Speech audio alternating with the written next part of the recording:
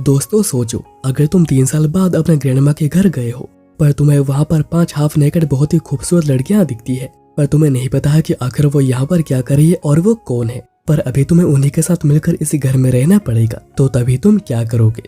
कहानी के शुरुआत में एक लड़का हायातो 3 साल बाद अपने ग्रैंडमा के घर वापस आता है, जो कि एक होम कैफे चलाती थी। हायातो बैठकर सोच रहा था कि इस कैफे को बेच देना चाहिए, क्योंकि वैसे भी वो टोक्यो में रहता है और वो उसी यूनिवर्सिटी में पढ़ता है। पर तब घर के हर कोने से एक एक हाफ नेकेड लड़की बाहर आने लगती है। टोटल यहाँ पर 5 खूबसूरत लड़की हैं। पर हायातो समझ नहीं पा रहा था कि आखिर ये लड़कियां कौन है और यहाँ पर क्या कर रही है। पर लड़कियां उसे चोर समझकर उसे पकड़ लेती है, पर असली बात पता चलने पर वो माफी भी मांगती है। हायातो उनसे पूछता है कि तुम लोग हो कौन और तुम लोगों का मेरे ग्रैंडमा के साथ क्या रिश्ता है। सिरागिको कहती है कि हम लोग उनकी फैमिली हैं। हायातो कहता है कि फालतू बातें मत करो, पहले फैमिली में बस हम दोनों थे और अभी बस मैं ही अकेला हूँ। तब आकाने बताती है कि वो यहाँ पर लास्ट ईयर से पार्ट टाइम जॉब कर रही है, और क्योंकि यहाँ पर बहुत से अनयूज्ड रूम्स पड़े हुए थे, तो ग्रैंडमा ने उन लोगों को यहीं पर ही रहने को कहा। मतलब उनके हिसाब से अभी यहाँ पर उनके पास रहने का राइट है। पर हायातो कहता है कि मैं यहाँ का ओनर हूँ और मैं तुम लोगों को कभी भी यहाँ से निकाल सकता हूँ। आमी तब ये कहती है कि हायातो तो ग्रैंडमा को 3 साल के लिए छोड़कर चला गया था और उन सभी लोगों ने पैसे जोड़कर ग्रैंडमा का फ्यूनरल करवाया था।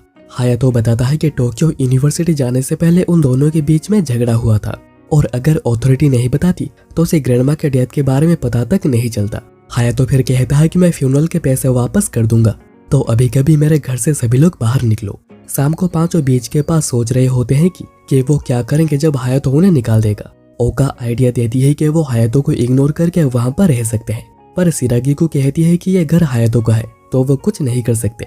ऊपर से हायातो कैफे की जगह एक पार्किंग लॉट बनाना चाहता है, क्योंकि समर के समय बीच में बहुत सारे लोग आते हैं, तो पार्किंग लॉट बनाना एक बहुत ही अच्छा चॉइस होगा। तो अगर हायातो उन्हें भी निकाल देता है तो उनके पास अभी रोज के खर्चे निकालने के भी पैसे नहीं बचे हैं, और ऊपर से हायातो ने उन सभी को हाफ नेकेड भी देखा है, जिससे कि रियो को एक आइडिया आता है कि लड़के ठरकी तो होते ही है और वो इसका कुछ कर सकते हैं।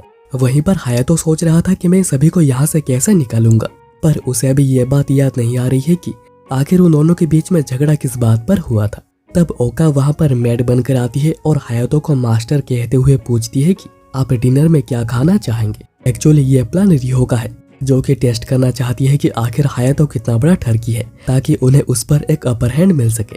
पर हायातो डायरेक्ट ही ओका को कह देता है कि यह फालतू हरकतें करना बंद करो, मैं यहाँ पर बिल्कुल भी नहीं पिघलूंगा।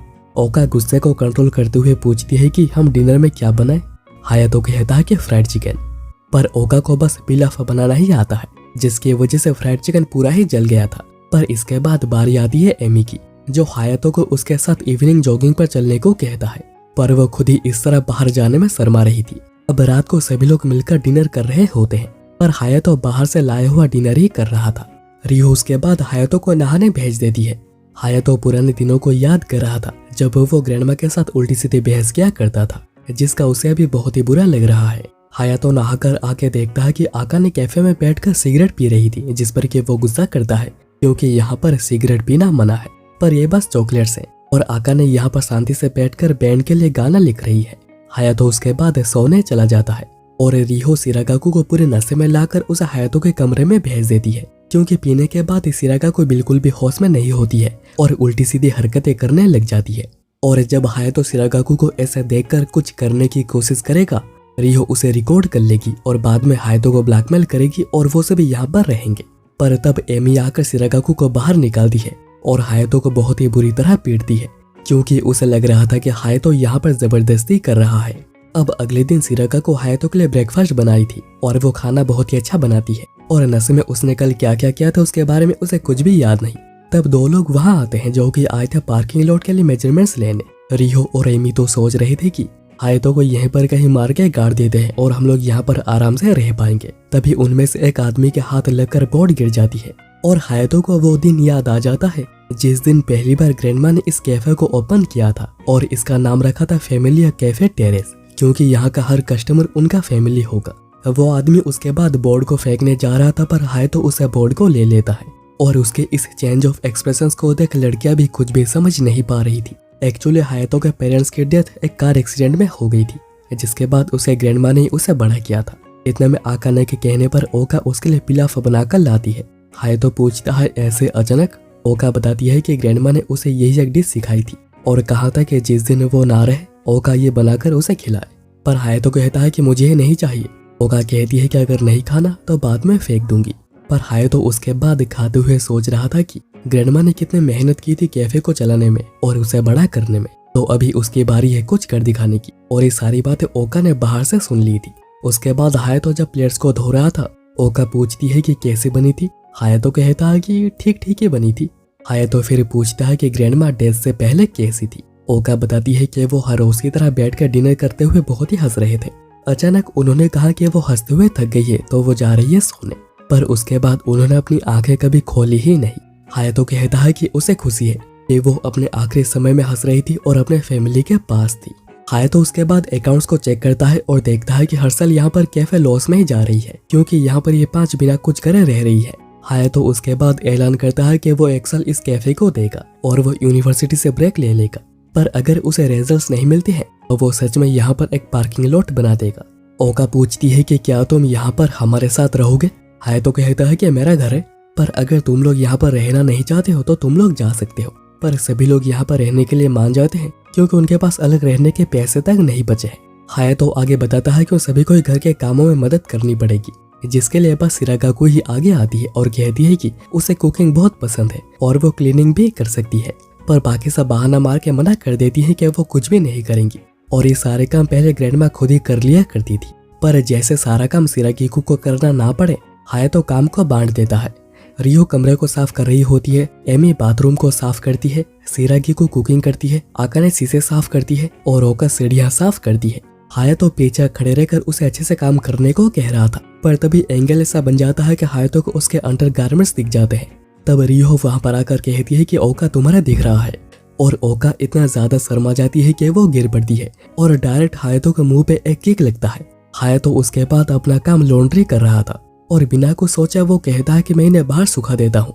ओका इस बात से चिल्लाने लगती है और बाकी सब वहीं पर आ जाते हैं और ओका कहती है कि देखो देखो ये ठरके क्या कर रहा है और सभी उस पर बहुत ही ज्यादा गुस्सा होने लगते हैं। पर हायातो समझ नहीं पाता है कि आखिर क्या हुआ। वो तो बस सुखाने की बात कर रहा था, पर उसे बहुत देर में समझ आता है कि आखिर उसने यहाँ पर क्या गलती कर दी है और ओका उसे पनिशमेंट देती है कि उसे अकेले पूरे कैफे को साफ करना होगा। हायातो कैफे को साफ करते हुए उन्हें गाली दे रहा था। तब उसे पुरानी कॉफी मशीन दिखती है जो कि उसे ग्रैंडमा यूज किया करती थी क्योंकि इससे बनी कॉफी बहुत ही ज्यादा अच्छी होती है। तब सिरागी को वहां पर आके कहती है कि इसे प्यार से साफ करना क्योंकि ये ग्रैंडमा को बहुत ही पसंद था। एक्चुअली सिरागा को सुबह के लिए शुक्रिया कहने आई थी क्योंकि जल्द ही उसके नए सेमेस्टर शुरू हो जाएंगे और अगर उसे सभी काम अकेले करने पड़ते तो बहुत ही ज्यादा प्रॉब्लम होती। सिरागी को फिर कहती है कि मैं तुम्हें डिनर के समय बुलाने आऊंगी, पर हायातो कहता है कि आज मैं यहीं पर रहूंगा। तब सिरागी को बताती है कि उन सभी ने ग्रैंडमा से एक प्रॉमिस किया था कि वो सभी हमेशा ही एक फैमिली की तरह बैठकर एक साथ डिनर किया करेंगे। पर डिनर के समय ओका और रियो बस उसे ठरकी कहे जा रहे थे। सिरागी को कहती है ऐसा मत करो, वो भी हमारे फैमिली का हिस्सा है। और फिर वो सभी बाहर के खूबसूरत नजारे को देखते हुए खाना खाते हैं। उसके बाद जब हायातो नहा रहा होता है, ओका गलती से अंदर आ जाती है, पर उल्टा एमी आकर उसे कूट देती है। फिर अगले दिन हायातो सभी को बताता है कि कैफे के रीओपनिंग से पहले उन्हें एक ट्रायल करना चाहिए और क्योंकि वो मास्टर है तो वही कॉफी बनाएगा और बाकी सब यहाँ पर वेट्रेस होंगी। और किसी को लग नहीं रहा था कि हायातो अच्छी कॉफी बना भी पाएगा, पर हायातो बड़ा ही कॉन्फिडेंट था क्योंकि उसने बचपन से ग्रैंडमा को कॉफी बनाते देखा है। हायातो बड़े ही कॉन्फिडेंटली कॉफी को बनाता है, पर ये कॉफी सच में ही बहुत ही ज्यादा घटिया थी। आकाने कहती है कि जिस कैफे के मास्टर को कॉफी बनाना तक नहीं आता वो कैफे 1 साल तक भी टिक नहीं पाएगा। इसीलिए डिनर के बाद भी हायातो कैफे में जाकर कॉफी बनाना सीख रहा होता है, पर हर बार कॉफी बेकार ही बन रही है। हायातो सोच रहा था कि पता नहीं ग्रैंडमा कैसे कॉफी बनाया करती थी, पर अभी मुझे भी कुछ करना ही पड़ेगा। तब आकाने जो कि वहीं पर बैठकर गाने लिख रही थी वो कहती है कि शोर कम करो क्योंकि मैं लिख नहीं पा रही। आकाने फिर कॉफी के पैसे देकर कॉफी बनाती है और हायातो कहता है कि मेरे लिए भी एक बना दो। आकाने कहता है कहो कि प्लीज बना दो, तो हायातो गुस्सा हो जाता है और कहता है कि नहीं चाहिए, पर आकाने फिर भी उसे बनाकर देती है। हायातो कहता है कि यह वेस्ट ना हो जाए इसलिए मैं पी रहा हूँ, और वो जैसे ही पहली सिप लेता है कॉफी बहुत ही ज्यादा अच्छी बनी थी और वो आकाने से जाकर रिक्वेस्ट करता है कि प्लीज मुझे भी कॉफी बनाना सिखा दो क्योंकि उसने कभी अपने ग्रैंडमा से कॉफी बनाना सीखा ही नहीं। ग्रैंडमा ने एक बार आकाने को बताया था कि हायातो हमेशा बड़ी बड़ी बातें करता था, पर लास्ट में उसे ही माफी मांगनी पड़ती है, पर वो जब भी ऐसा करता है वो बहुत ही क्यूट दिखता है। और यही बात आकाने भी हायतो को देखकर नोटिस कर दी और कहती है कि वो इसे बहुत ही क्यूट लग रहा है। हायतो इस बात से ताता पापा होने लगता है। आकाने फिर उसे कॉफी सिखाने मान जाती है, क्योंकि एक ऐसा मास्टर जिसे की कॉफी बनाना नहीं आता यह बहुत ही शर्म की बात होगी। तब हायतो आकाने को एम्ब्रेस करने के लिए कहता है कि तुम जब भी स्माइल करती हो बहुत ही क्यूट लगती हो। पर आकाने का ऐसा रिएक्शन हायतो ने एक्सपेक्ट नहीं किया था। हायतो फिर नहाते हुए आकाने के सिखाए हुए टेक्निक्स को याद कर रहा था और इस बार गलती से एमी अंदर आ जाती है। और तुम्हें पता है कि इसके बाद क्या हुआ होगा? वहीं पर आकाने सोच रही थी जब हायतो ने उसे क्यूट कहा था। अब अगले दिन हायतो और रियो कर्सी विजिट पर निकले हुए थे ताकि उनके जो कॉफी, वेजिस, फिश इनके सप्लायर थे उन्हें उनके बारे में पता चल सके कि वो दोबारा शॉप को खोल रहे हैं। रियो पूछती है कि तुमने मुझे ही क्यों चुना? क्या तुम मेरे साथ एक डेट पर जाना चाहते हो? हायतो बताता है कि आकाने के एक्सप्रेशन ठीक नहीं है और सिरागी को शर्मिली है। ओका कहीं पर कुछ भी बक देती है और एमी एक इडियट है। तो रियो के अलावा और कोई चॉइस भी नहीं बचा था। पहले वो कॉफी सप्लायर के पास जाते हैं और रियो के अच्छी बातों की वजह से उन्हें एक अच्छी डील मिल जाती है। फिर वो वेजी सप्लायर्स और फिश सप्लायर्स के पास भी जाते हैं और उनसे भी बात करके आते हैं। और फिर टेम्पल के सामने रियो अपना फॉर्च्यून देख रही होती है, पर हायतो बड़ा ही गुस्सा हो रहा था जिससे कि वो सभी के सामने एक लूजर दिख रहा था। फिर वो टेम्पल में प्रे करते हैं, क्योंकि ग्रैंडमा ने कहा था कि कुछ भी शुरू करो तो गॉड्स को उसके बारे में बताया करो। फिर हायतो के कहने पर रियो उसे बताती है कि वो जिस तरह लोगों से बातें कर रहा था वो बिल्कुल डिसरेस्पेक्टफुल था और उसी चीज को हटाने के लिए रियो बीच में आ रही थी। और जो भी लोग उनकी मदद कर रहे हैं एटलीस्ट उसे उनके सामने तो बो डाउन करना ही चाहिए। अगर ऐसा ही चलता रहा और उसके रिजॉल्व को देखते हुए कैफे 1 साल के अंदर ही बंद हो जाएगा। हायतो को बात समझ आ जाती है कि आखिर वो कहाँ पर गलत था और वो सॉरी कहकर अपनी गलती सुधारने सभी लोगों से दोबारा बातें करने चाहता है। और इससे खुश होकर रियो ऐसे रिवॉर्ड अपने अंडरगारमेंट्स उसे देखने का मौका देती है। पता नहीं ये कैसा रिवॉर्ड है, पर हायतो तो ये देखकर बिल्कुल अनकंफर्टेबल हो गया था, समझ नहीं पा रहा था कि आखिर क्या हो रहा है। और वो गलती से सीढ़ियों से नीचे गिर जाता है। रियो फिर अपने फॉर्च्यून को देखते है जहाँ पर लिखा था कि उसके रोमांस की शुरुआत वर्क के थ्रू ही होगा और उसे लगता है कि ये शुरू हो चुका है। अब अगले सीन में हम लोग ओका और हायतो को फिर से झगड़ता हुआ देखते हैं वॉशिंग को लेकर। हायतो कह रहा था कि एक साथ धोने से बिजली का बिल कम आता है और अभी उन्हें जितने हो सके पैसे बचाने चाहिए, पर ओका इसके बिल्कुल खिलाफ थी। ये सब देखकर रियो हायतो को समझाती है कि उसे ओका के साथ अच्छे से पेश आना होगा ताकि वो दोनों एक पॉजिटिव टर्म पर आ सके, क्योंकि अगर एक कैफे में ओनर और एम्प्लॉय मिलकर काम नहीं कर पाएंगे तो वो कैफे बिल्कुल भी टिक नहीं पाएगा। और क्योंकि हायतो कैफे के लिए कुछ भी करने को तैयार है, वो कोशिश करने के लिए मान जाता है। फिर वो जाता है ओका से बात करने जो कि कपड़े सुखा रही होती है। हायतो सोच रहा था कि उसे कुछ भी करके पॉजिटिव टर्म्स पर आना है, नहीं तो कैफे नहीं चलेगा। तब आका ने उसे आइडिया देती है कि उसे कॉम्प्लीमेंट करते रहो, क्यूट कहते रहो, काम बन जाएगा। और हायतो कहता है कि ये तो तुम्हारे ऊपर भी काम नहीं आया था तो यहाँ पर क्या काम आएगा। पर उसे क्या पता है कि ये आकाने के ऊपर तो ऑलरेडी काम कर गया है। तब ओका कहती है कि अगर तुम्हारे पास कोई काम नहीं बचा है तो जाकर कैफे खोलने की तैयारी करो, यहाँ पर फालतू खड़े मत रहो। हायतो ओका पर चिल्लाने वाला था, पर वो खुद को कंट्रोल करके कहता है कि तुम तो कपड़े धोने में बहुत ही अच्छी हो, तुम्हारे ऊपर यही काम सूट करता है। पर ओका हायतो का ये चेहरा देखकर उस पर भड़क जाती है और दोनों फिर से झगड़ने लगते हैं। ये चीज सिराकाकू और एमी देख रही होती है। सिराकी को कहती है कि हायतो खराब लड़का नहीं है, तो एमी कहती है कि सही कहा, बस वो थोड़ा ठरकी है पर तुमसे कम। पर सिरागी को समझ नहीं पाती है कि आखिर उसने क्या कहा। फिर रात को कॉफी बनाते हुए हायतो सोच रहा था कि उसका प्लान फिर से फेल हो गया, क्योंकि उसने डिनर के समय भी एक ट्राई किया था। उसने कहा था कि सब कुछ बहुत ही बढ़िया बना है बस सैलेड को छोड़कर, आखिर कौन ही इसमें अल्कोहल डालता है। पर ओका ने बस सैलेड को ही तैयार किया था, जिससे कि ओका हायतो के ऊपर फिर से गुस्सा हो गई है। फिर हायतो जब सोने जा रहा था, रियो उसे ओका को बताने को कहती है कि बाथरूम फ्री है, वो जाकर नहा सकती है। और हायतो भी जाकर उसे बता देता है। पर तभी ओका वेट्रेस की यूनिफॉर्म को ट्राई कर रही थी, क्योंकि टाइट ड्रेस में काम करना बहुत ही मुश्किल होता है। हायतो यहाँ पर भी कोशिश करता है और कहता है कि तुम्हारी जैसे कोई भी इस क्यूट यूनिफॉर्म में बहुत ही अच्छी लग रही है। पर उसे बाद में समझ आता है कि यह तो एक इंसल्ट था। उसने ओका को यह कहा कि वो बिल्कुल भी अच्छी नहीं दिखती है। पर सरप्राइजिंगली ओका बिल्कुल भी गुस्सा नहीं करती और उल्टा बहुत ही ज्यादा खुश हो जाती है, क्योंकि उसने ही इन ड्रेसेस को डिजाइन किया है। वो फैशन स्कूल जाती है और वो आगे चलकर एक कॉस्ट्यूम डिजाइनर बनना चाहती है। और ओका इसलिए भी खुश हुई थी क्योंकि ग्रैंडमा ने बताया था कि हायतो कभी भी कुछ भी बोल देता है, पर वो कभी झूठ नहीं बोलता। ओका भी फिर तारीफ करती है कि हायतो अभी अच्छी कॉफी बनाने लगा है। पर इतने में सिरागी को बिल्कुल ठरकी अंदाज में अंदर आती है, जो कि फाता वाइन वाली सलाद खाने की वजह से। और एमी यह फोटोज ले लेती है ताकि वो बाद में दिखा सके कि सिरागी को नशे में आने के बाद कितनी बड़ी ठरकी हो जाती है। फिर अगले दिन हायातो और सिरागी को कुछ रेगुलर कस्टमर से मिलकर आते हैं और अभी वो पूरा ही तैयार है कल के ओपनिंग के लिए और अभी सभी के बीच में रिलेशनशिप भी बेटर हो गई है। पर एमी इसी बीच शांत होकर कुछ सोच रही थी। हायातो उसके बाद उन्हें उनका सैलरी दे देता है स्टॉक्स के तौर पे, जिन्हें के वो हाई स्कूल से इन्वेस्ट करता आ रहा है। उसी शाम हायातो बीच पे बैठे बैठे सोच रहा था कि सब कुछ बहुत ही अच्छा जा रहा है और वह मिलकर कैफे को भी बहुत ही अच्छे से चला सकते हैं। तब एमी आकर पूछती है कि तुम्हें क्या लगता है, हम सभी लोग तुम्हें इतनी जल्दी एक्सेप्ट करने में कामयाब क्यों हुए। और हायातो को याद आता है कि ग्रैंडमा ने उसके बारे में सभी को बहुत बार बताया था ताकि जब भी वो ना रहे तो हायातो आकर कुछ तो कर पाए। और हायातो ये भी रियलाइज करता है कि एमी को स्टूपिड नहीं है, पर एमी तो यहाँ पर कुछ और ही कहने आई थी। वो कहती है कि सब कुछ उसी का ही कमाल है, क्योंकि अगर उसने हायातो का साथ दिया ना होता तो आज वो सबसे दोस्ती ना कर पाता। सच में ये एक इडियट ही है। पर जाने से पहले एमी कहती है कि जो चीज तुम्हारे लिए प्रीसियस होती है, तुमने जितना सोचा होता है उससे पहले वो टूट जाती है, और अगर ऐसा मेरी वजह से कभी होता है तो मुझे माफ कर देना। हायातो तभी तो समझ नहीं पाता है कि आखिर वो क्या कहना चाह रही थी, पर वो घर आकर समझ जाता है। एक्चुअली एमी ने अपने डंबल से बहुत उसका फोन और लैपटॉप को तोड़ दिया था। हायातो बहुत ही गुस्सा करता है और समझ पाता है कि आखिर एमी लंच के समय भी इतनी ज्यादा शांत क्यों बैठी थी। तब सिरागी को आकर बताती है कि हायातो ने जिस कंपनी में स्टॉक्स खरीदे थे वो कंपनी एक स्कैंडल में फंसी हुई है और बहुत ही जल्दी वो बैंकरप्ट भी हो जाएंगे। हायातो जल्दी से उन्हें सेल करने का सोचता है, पर लैपटॉप और फोन दोनों ही टूट चुके थे। ऊपर से कैफे के ज्यादा प्रॉफिट के लिए उसने सारे के सारे पैसे उसी कंपनी में लगा दिए थे, मतलब कि अभी उसके सारे पैसे डूब चुके हैं। पर अभी उसके गुस्से को शांत करने एमी कहती है कि तुम इन्हें दबा सकते हो, पर हायातो गुस्से में उसे पीट देता है। पर इतना सब कुछ होने के बाद भी कल कैफे को ओपन किया जाता है और हायातो बताता है कि यहाँ पर एक टाइम पर बस 2 ही लोगों की जरूरत है, पर क्योंकि आज पहला दिन है तो 5 का यहाँ पर रहना ज्यादा बेहतर होगा।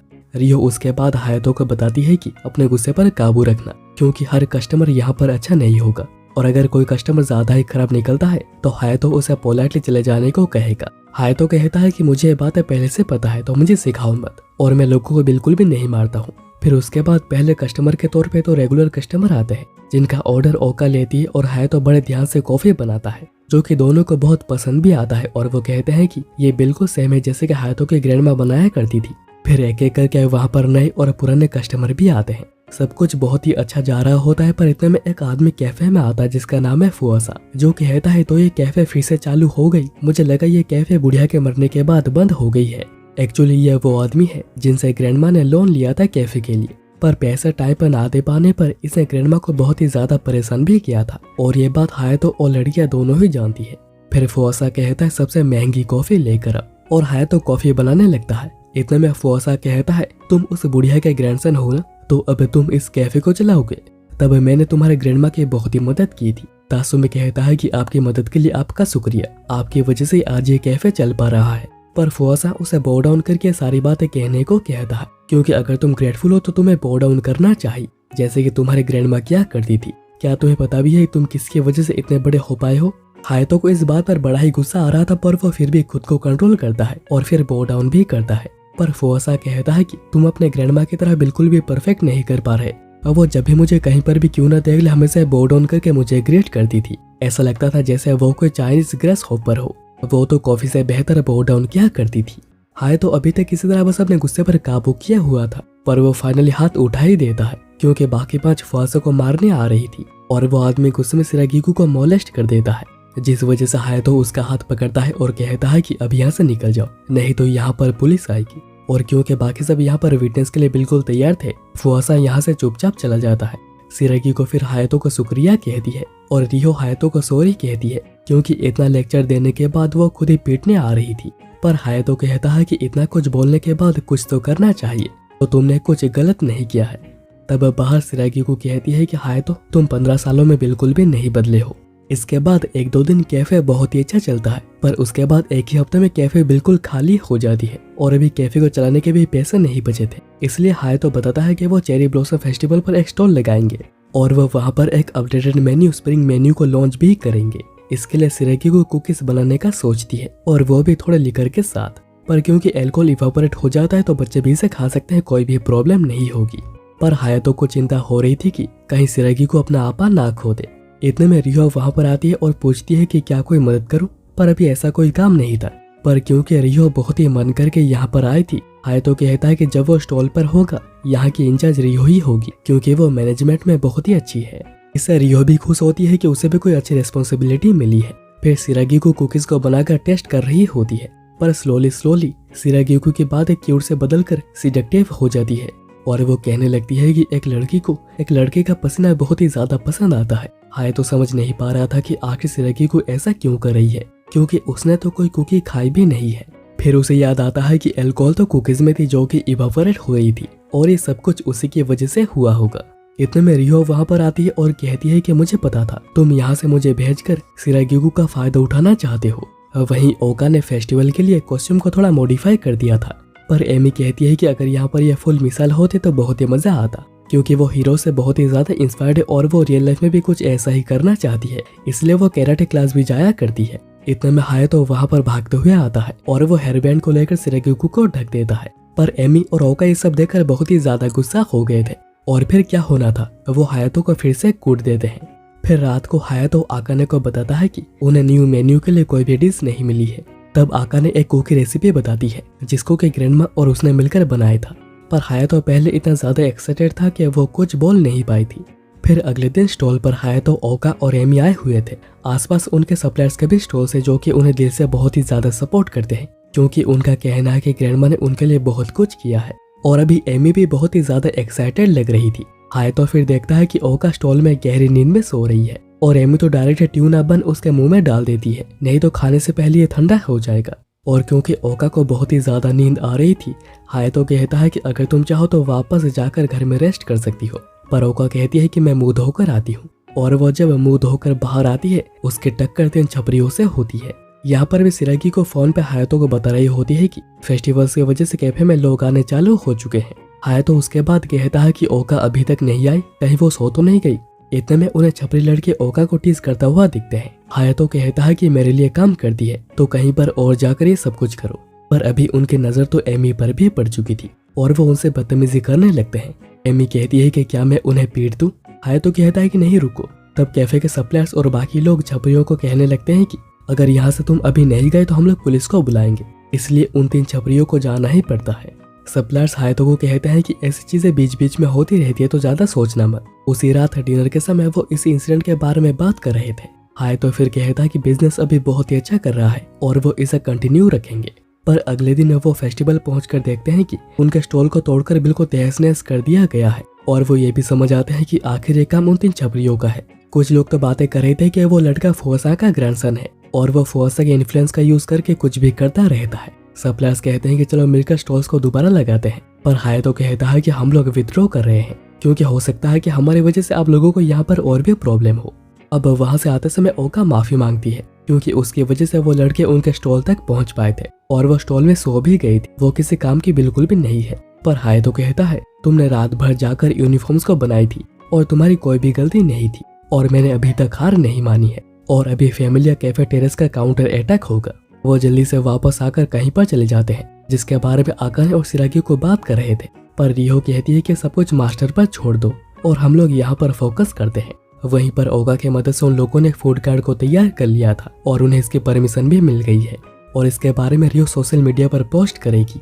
फिर वो फूड कार्ड लेकर निकलते हैं और फूड कार्ड एक अच्छे जगह पर लगाते हैं जहाँ पर के बहुत लोग भी आ रहे थे, जिसमें कि रियो का भी बहुत बड़ा हाथ है जो कि सोशल मीडिया पर सबको रिप्लाई कर रही है जो भी चेरी ब्लॉसम देखने गया है। पर ओका को चिंता हो रही थी कि यहाँ पर इतने ज्यादा लोग हैं तो उनकी सप्लाई कहीं कम ना पड़ जाए, पर इसी के लिए तो एमी है जो कि इतनी दूर भागकर जाके कुकीज कॉफी सब कुछ लेकर आ जाती है। इसके लिए हायतो उसे शुक्रिया भी कहता है और कहता है कि तुम्हें बार बार जाना पड़ सकता है। इतने में एक कपल को ओका का बनाया हुआ ड्रेस बहुत ही ज्यादा पसंद आता है और हायतो भी उन्हें बताता है कि इन्हें ओका ने खुद डिजाइन किया है और वो आगे चलकर एक फैशन डिजाइनर बनना चाहती है। फिर रात को तीनों वापस आ रहे होते हैं और उन्हें कैफे से ज्यादा यहाँ पर फायदा हो रहा है, पर हायतो कहता है कि इसमें एक बहुत ही बड़ा प्रॉब्लम है, इसे खींचकर ले जाना और वापस लेकर आना बहुत ही ज्यादा मुश्किल है। ओका कहती है कि हमारा मास्टर सच में ही बहुत ही ज्यादा बेकार है। इतने में वही 3 छपरी यहाँ पर आते हैं और कहते हैं कि लगता है स्टॉल को तोड़ने के बाद भी तुम लोगों में अकल नहीं आई है, तुम्हारी हिम्मत कैसे हो गई मेरे घर के सामने से काट को ले जाने की। तब हायतो जाकर कहता है कि दूसरों के प्रॉपर्टी को तोड़ना क्राइम है तो वो लड़का हायातो को एक पंच मारता है और बताता है कि उसके ग्रैंडपा के पुलिस के साथ बहुत ही अच्छे कनेक्शन है, तो कोई भी उसका कुछ नहीं कर सकता है।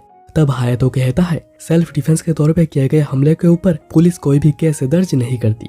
और तब एमी एक लड़के को किक मार के डाउन कर देती है और कहती है कि उसका काम है चुपचाप रहना, पर अगर किसी ने हायातो पर एक हाथ भी उठाया तो फिर उसकी खटिया खड़ी कर देना। फिर वो दूसरे लड़के को भी किक मारती है, पर वो ग्रैंडसन को किक मारने से पहले वो बैठ जाती है क्योंकि आज बार बार यहाँ से वह भागने की वजह से वो थोड़ी थक गई है। और वो लड़का इसी का फायदा उठाने की कोशिश भी करता है, पर एमी उसे एक पंच मार के डाउन कर देती है। वो लड़के सोच रहे थे कि आखिर ये लड़की इतनी ताकतवर कैसे है। हायातो तब कहता है कि शुक्र मनाओ कि एमी थी, अगर यहाँ पर female gang leader mad dog ओका होती तो तुम लोगों का क्या हाल होता तुम लोग समझ में नहीं पा रहे।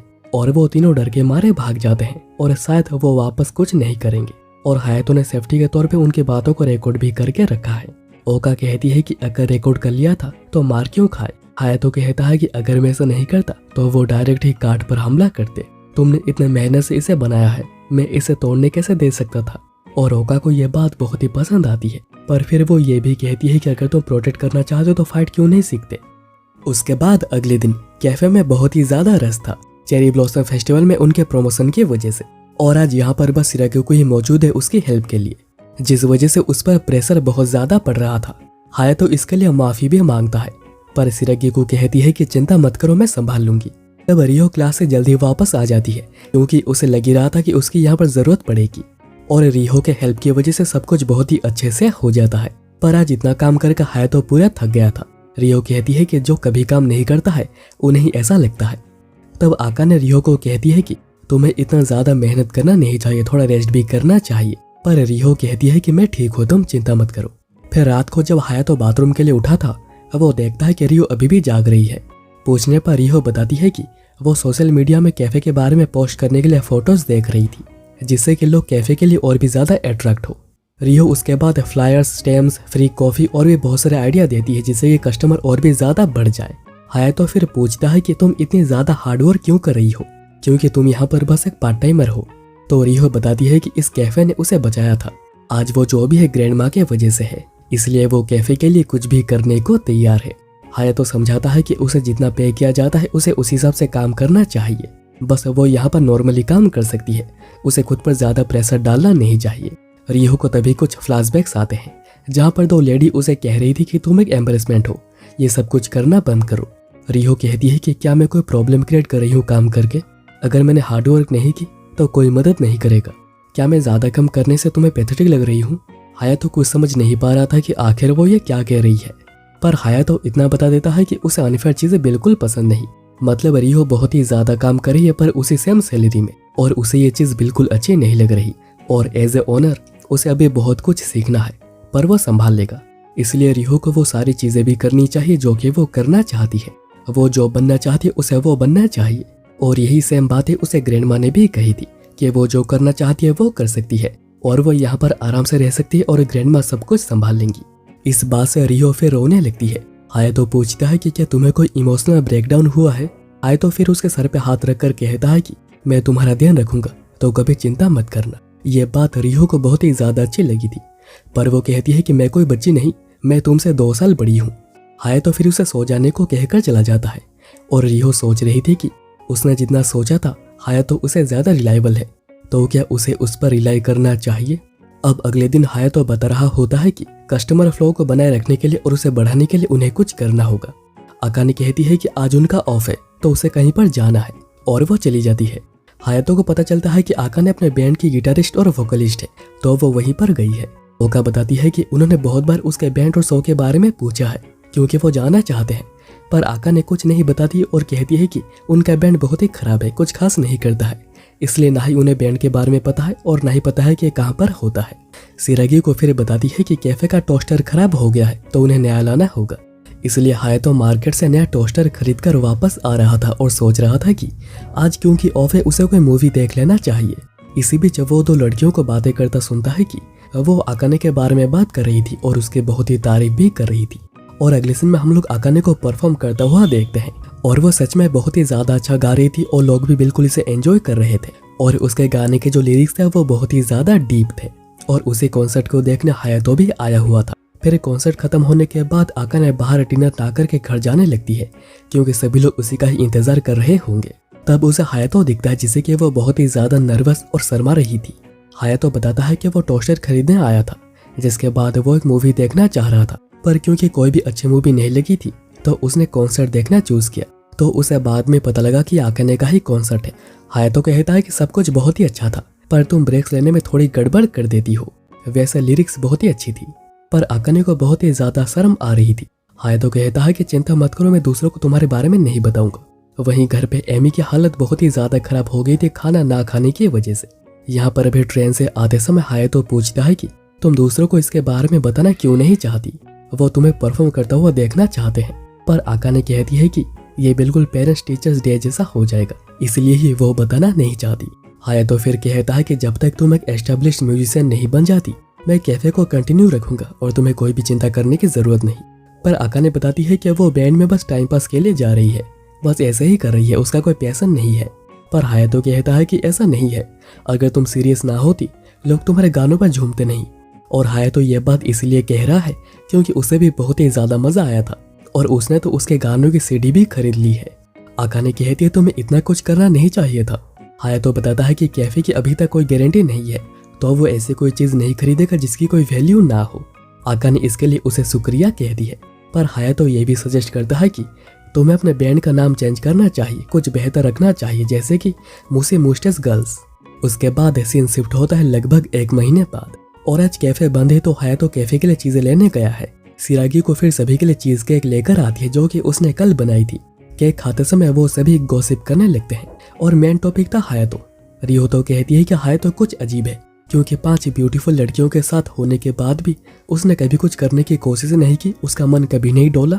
सिरागी को कहती है कि ऐसा इसलिए हो सकता है कि वो कैफे के बारे में ज्यादा सोचता हो, तो अगर एक लड़की उसके ज्यादा पास जाएगी तो कुछ हो सकता है। पर वो सभी ये भी जानते हैं कि हायातो कभी कुछ ऐसा अजीब नहीं करेगा। आकाने फिर बातों बातों में हायातो का बताया हुआ नाम मुसी मुस्टेस गर्ल्स कैसा नाम है इसके बारे में पूछती है, तो किसी को कुछ खास पसंद नहीं आता। आगे रियो कहती है कि अगर 1 साल में कोई रिजल्ट नहीं मिला तो वो कैफे बंद कर देगा, पर अगर 1 साल में रिजल्ट मिल जाते हैं तो वो क्या करेगा, क्योंकि वो सभी तो हमेशा यहाँ पर नहीं रहेंगे।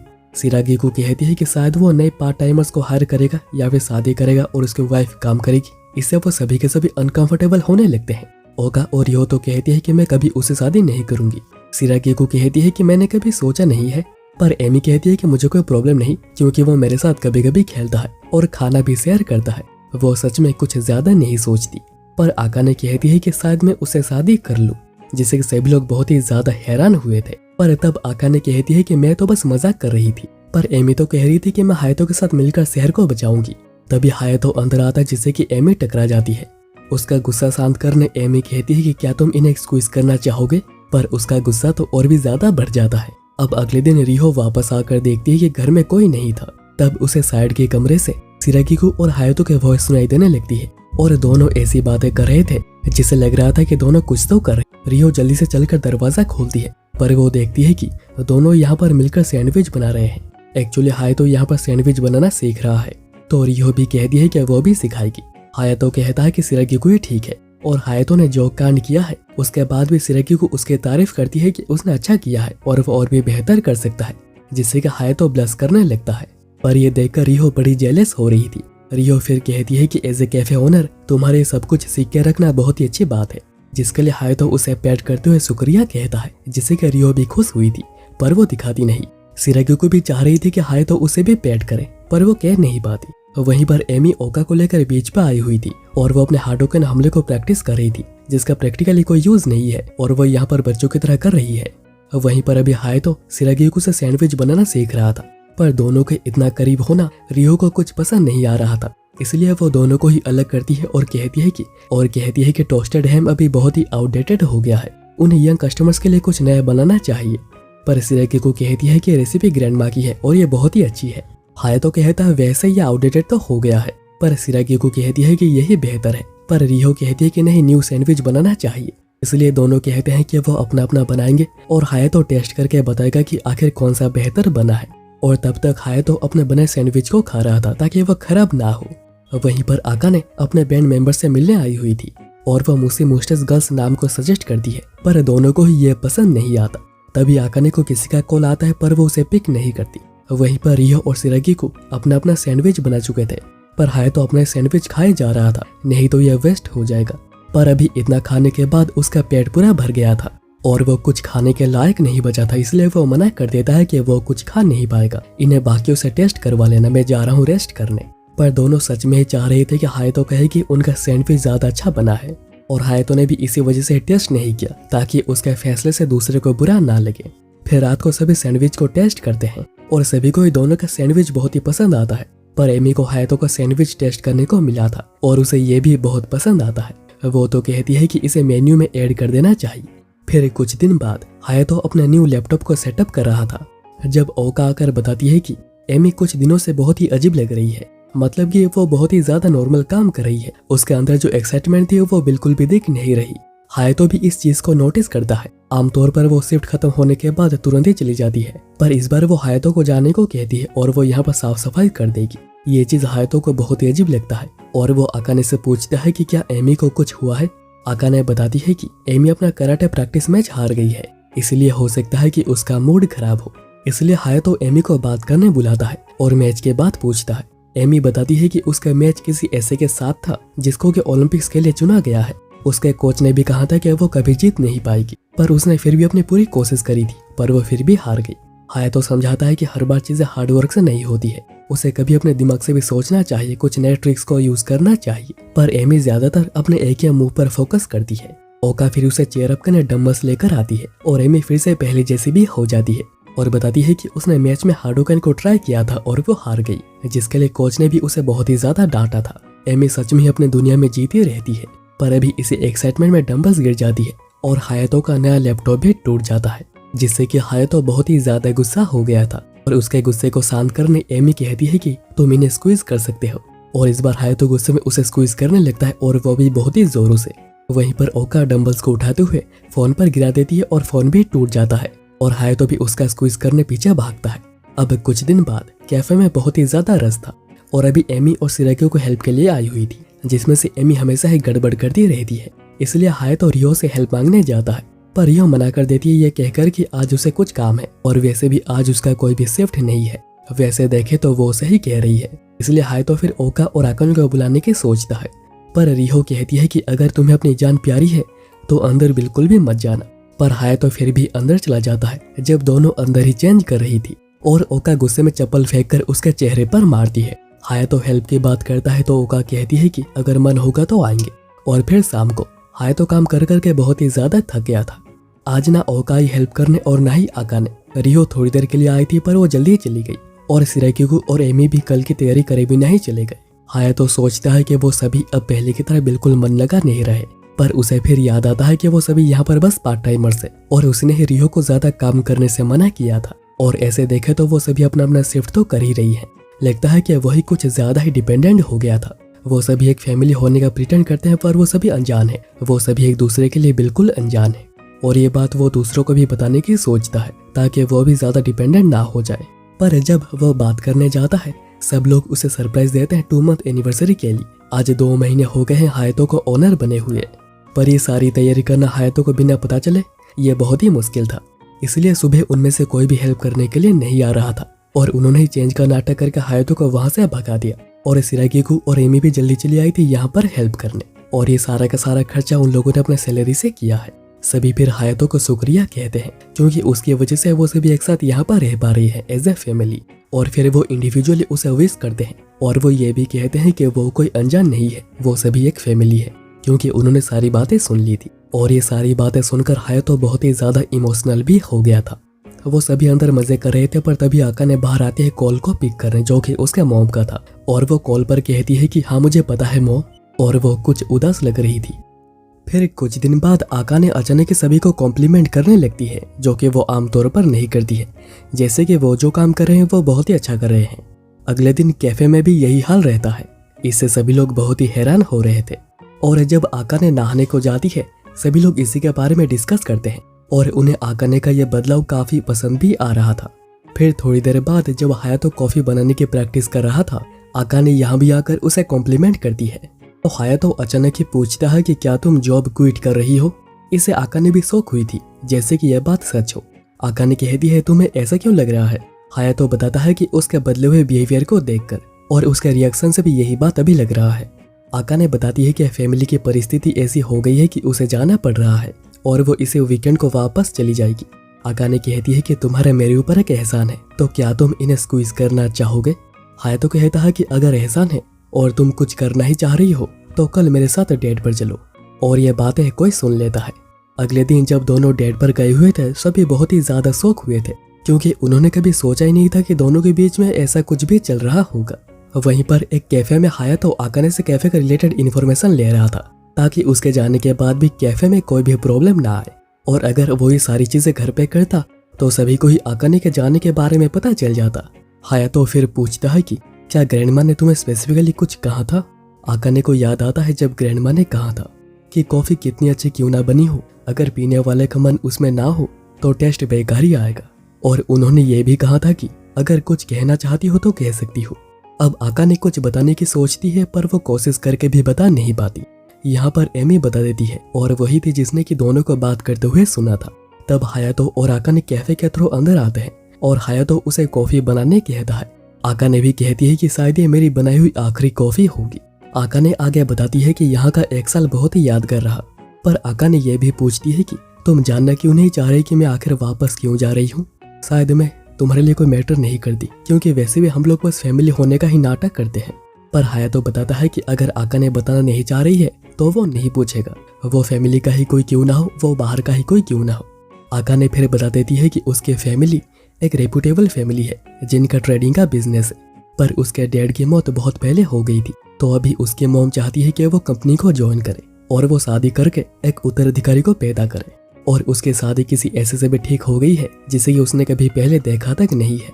पर यह सब होता उससे पहले आकाने ने 1 साल का वक्त मांगा था कि वो अपने मन का कुछ करना चाहती है, इसलिए वो कैफे और बैंड में काम कर रही थी। पर अभी उसकी भी रिस्पॉन्सिबिलिटी अपने फैमिली के लिए, तो उसे वापस जाना ही पड़ेगा। पर ठीक है। पर हायातो कहता है कि झूठ मत कहो, क्योंकि ये कॉफी बिल्कुल बेकार बनी है। इतने में बाकी 4 भी आ जाते हैं और आकाने को जॉब क्विट करने से मना करते हैं, क्योंकि उसके बिना कैफे नहीं टिकेगा और उसकी फैमिली भी बिल्कुल अधूरी हो जाएगी।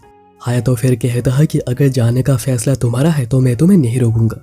पर आकाने कहती है कि वो हमेशा के लिए यहाँ पर रहना चाहती है, वो बैंड में रहना चाहती है, अच्छी कॉफी बनाना चाहती है और वो सभी के साथ मिलकर यहीं पर रहना चाह रही है। ये बातें उसने ग्रैंडमा को भी कही थी। ग्रैंडमा ने कहा था कि जब समय आएगा वो संभाल लेंगी। फिर आकाने हायातो को कहती है कि प्लीज कुछ करो, मैं जाना नहीं चाह रही। हायातो भी कहता है कि ठीक है। और फिर अगले दिन वो आकाने के मॉम को बुलाता है कुछ बातें करने। आकाने की मॉम कहती है कि जो भी कहना है जल्दी कहो, क्योंकि बाहर गाड़ी वेट कर रही है। हायातो बताता है कि आकाने को आपसे कुछ कहना है, पर आकाने इतनी ज्यादा डर रही थी कि वो कुछ भी सही से कह नहीं पा रही। वो कहती है कि अगर कुछ और समय मिल जाता तो अच्छा होता, पर आकाने की मॉम मना कर देती है और कहती है कि उसे वापस चलना होगा और उसने अपनी कैसे हालत बनाकर रखी है। आकाने की मॉम बचपन से बहुत स्ट्रिक्ट रही है, इसलिए अभी आकाने कुछ भी कहने से बहुत ही डरती है। हायातो उसे कहता है कि अगर तुमने अभी अपनी हिम्मत नहीं दिखाई तो जो होना था वही होगा। आकाने कहती है कि मैंने कहा था, पर हायातो बताता है कि उसके बातों में कोई क्लैरिटी नहीं थी, जिस वजह से उसके मॉम उसे कंपनी में डालकर उसे जिंदगी बदलना चाहती है, उसे अच्छा करना चाहती है। हायातो उसे डांटता है और बताता है कि यह उसकी लाइफ है और उसे ये बात करनी होगी। आकाने यह बात समझ आती है और पहले उनके लिए कॉफी बनाने लगती है। वहीं पर एमे गलत खबर लेकर आए थे कि हायातो ने कहा कि जॉब क्विट कर दो और वो सभी मिलकर कुछ करने का डिसाइड करते हैं। यहाँ पर आकाने के मॉम को पता चलता है कि आकाने कॉफी बनाने में बहुत ही स्किल्ड है, जिससे कि वो भी हैरान हुई थी। आकाने फिर कॉफी सर्व करती है और कहती है कि ये मेरे लास्ट ईयर का रिजल्ट है। हायातो कहता है कि इसे मन लगाकर पीजिएगा, तभी आपको कॉफी का असली टेस्ट आएगा। आकाने की मॉम भी ठीक ऐसा ही करती है और उन्हें कॉफी बहुत ही ज्यादा पसंद आती है। आकाने की मॉम बताती है कि वो जब यंग थी वो एक डिप्लोमेट के तौर पे पूरी दुनिया घुमा करती थी, पर फैमिली बिजनेस को उन्हें टेक ओवर करना पड़ा था, जबकि उन्हें डिप्लोमेट के काम पर बहुत ही ज्यादा मजा आता था। पर क्योंकि आकाने ऐसी बिल्कुल भी नहीं है, उसके पास कोई प्रॉपर जॉब नहीं है, उसके पास क्लैरिटी नहीं है, तो उसके लिए अच्छा होगा कि वो कंपनी को ज्वाइन करके कुछ अच्छा करे। ऐसा वो पहले सोचा करती थी, पर अभी कॉफी को पीने के बाद उनका पूरा दिमाग ही बदल गया है। वो कहती है कि तुम जो करना चाहती हो तुम बिल्कुल कर सकती हो। फिर वो हायातो से उसका नाम पूछती है और नाम सुनकर वो कहती है कि ये दुनिया सच में बहुत ही छोटी है। इतने में बाकी 4 यहाँ पर आ जाती है और रिक्वेस्ट करने लगते जैसे कि आकाने को यहाँ पर रहने दिया जाए। हायातो बताने जा रहा था कि काम हो गया है, पर एमी हायातो को पकड़कर ही फेंक देती है आकाने फिर कहती है कि बात हो गई है और सब कुछ बिल्कुल ठीक है और ये सब कुछ हो पाया है हायतो की वजह से। बाकी 4 कहती है कि हाँ हायतो इतना भी बुरा नहीं है और वो ये सारी बातें उसके चेहरे पर पैर रखकर कह रही थी। फिर जाने से पहले आकाने की मॉम कहती है कि वो उसकी शादी कैंसिल कर रही है और वो ये भी कहती है कि हायतो काफी अच्छा लड़का है पर उसे पाना बिल्कुल भी आसान नहीं होगा क्योंकि यहाँ पर उसके राइवल बहुत ही ज्यादा है। आकाने कहने लगती है कि नहीं ऐसा कुछ भी नहीं है, पर उसके मॉम कहती है कि तुम एक खुली किताब हो तो मुझे पता है कि तुम क्या चाहती हो। उसी समय हायतो अकेले बीच पर बैठा हुआ था। आकाने उसे डिनर के लिए बुलाने आती है और आज के लिए उसे शुक्रिया भी कहती है। हायतो कहता है कि उसे भी खुशी है कि वो उसकी कॉफी दोबारा पी पाएगा। तो आकाने उसे हक करते हुए कहती है कि मैं तुम्हारे लिए पूरी जिंदगी कॉफी बना सकती हूँ। हायतो इसे ततापा होने लगता है और फिर कहता है कि जल्दी चलो नहीं तो डिनर ठंडा हो जाएगा। अब अगले दिन में हायतो उन्हें जून की सैलरी दे देता है और कहता है कि उसे कुछ जरूरी बातें करनी है, पर वो सभी तो इन पैसों से क्या करना है उसके बारे में ही बातें करने लग गए थे। हायतो कहता है कि अगर वो भी अभी कॉलेज में होता तो वो भी बहुत ही मजा कर रहा होता। रियो कहती है कि क्या तुम सोच रहे हो कि तुम्हारी कोई गर्लफ्रेंड होती? वैसे उसके लिए तुम्हें कॉलेज जाने की कोई जरूरत नहीं, यहाँ पर तुम्हारे सामने 5 बहुत ही ब्यूटीफुल लड़कियां बैठी हुई है। हायतो कहता है कि आखिर मैं तुम लोगों में से किसी को चूज क्यों करूंगा? ओका कहती है कि किसने कहा कि तुम्हें चूज करने का कोई हक है? इतने में आकाने हायतो के लिए स्पेशल आइस्ड कॉफी लेकर आती है। हायतो कहता है कि शुक्रिया, पर ऐसे अचानक? आकाने कहती है तुमने ही तो कहा था कि तुम जिंदगी भर मेरी कॉफी पीना चाहती हो। सभी इससे बहुत ही सरप्राइज हुए थे। हायतो कहता है गलत मत समझो, मैंने बस कहा था कि तुम अच्छी कॉफी बना लेती हो। आकाने कहती है कि मुझे पता है, मैं तो बस मजाक कर रही थी। हायतो फिर कहता है कि समर शुरू हो रहा है और उन्हें इस समर में एक बीच कैफे खोलनी चाहिए जिससे कि उन लोगों को काफी ज्यादा फायदा होगा। अब अगले दिन में आकाने अपने बैंड मेंबर को बता देती है कि वो क्विट नहीं कर रही और उसके बैंड मेंबर्स भी मुसी मुस्टस गर्ल्स नाम रखने के लिए भी मान जाती हैं। यहाँ पर घर पे सभी बीच कैफे के बारे में ही बात कर रही थी और उन्हें इसके लिए परमिशन बहुत ही इजीली मिल गई ग्रैंडमा की वजह से। पर रियो बताती है कि एक बीच कैफे को सेटअप करने में बहुत ही ज्यादा पैसे लगेंगे। तो हायतो बताता है कि वो कैफे के 4 महीने के रेवेन्यू को इसमें ऑलरेडी डाल चुका है, इसलिए प्रॉफिट्स के लिए रियो कहती है कि उन्हें प्रमोशन करना होगा। सिराग्यू भी उसके बाद स्पेशल डिशेस सजेस्ट करती है, पर अभी बात आती है कि बीच कैफे का नाम क्या होगा और हायतो डिसाइड करता है कि फैमिली टाइप 0 काई। और इससे एमी इतनी ज्यादा एक्साइटेड हो जाती है कि वो कॉफी रियो पर गिरा देती है। इतने में ओका नई कॉस्ट्यूम पहनकर आ जाती है जो कि उसने बीच कैफे के लिए डिजाइन किया था, पर क्योंकि ये थोड़ा एक्सपोजिंग है हायतो थोड़ा अनकंफर्टेबल हो रहा था। पर ओका कहती है कि ये तो बस स्विमसूट का टॉप है तो इसमें प्रॉब्लम ही क्या है। सिराग्यू को कहती है कि उसके लिए शर्ट ज्यादा बेहतर होगा। इतने में रियो वहां से उठकर चली जाती है। हायतो ओका को बताता है कि रियो कैफे को लेकर बहुत ही ज्यादा सीरियस है और वो ओका के इस बिहेवियर से बहुत ही ज्यादा गुस्सा हो गई है। और इतने में रियो एक फुल स्विमसूट पहनकर आ जाती है और पूछने लगती है कि ये कैसा लग रहा है, पर हायतो तो शर्म के मारे कुछ बोल भी नहीं पा रहा था। पर अगले सीन में हम देखते हैं कि सिराग्यू को नशे में आ चुकी थी, बस क्लीनिंग टिश्यूज को स्मेल करने की वजह से जिनमें की अल्कोहल होता है। वहीं पर एमी भूख की वजह से पूरी डाउन हो गई थी और यहाँ पर हायतो इन सबसे बड़ा ही परेशान हो रहा था। इतने में आकाने वापस आती है और हायतो उसे मदद मांगता है इनसे बचने के लिए, पर आकाने बस इतना कहती है कि उन्होंने अपना बैंड नेम मुसी मुस्टस गर्ल्स रख दिया है और फिर वो हायतो को ऐसे ही छोड़कर चली जाती है।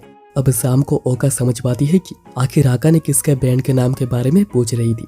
वहीं पर रियो सोच रही थी कि कहीं आकाने के दिल में कुछ हो तो नहीं रहा, पर हायतो तो सोच रहा था कि सबके शिफ्ट को कैसे मैनेज करेगा। फिर अगले दिन रियो प्रोमोशनल फोटोज को क्लिक करने जबरदस्ती हायतो को लेकर आती है। सिराग्यू ने स्पेशल वाटरमेलन परफेक्ट बनाया था जिसकी फोटो उन्हें प्रमोशन के लिए अपलोड करनी है, पर ओका तो खुद को इसे खाने से रोक ही नहीं पा रही थी। हायतो उसके बाद जल्दी से फोटोज लेने लगता है, पर कोई भी फोटो अच्छी नहीं आ रही थी।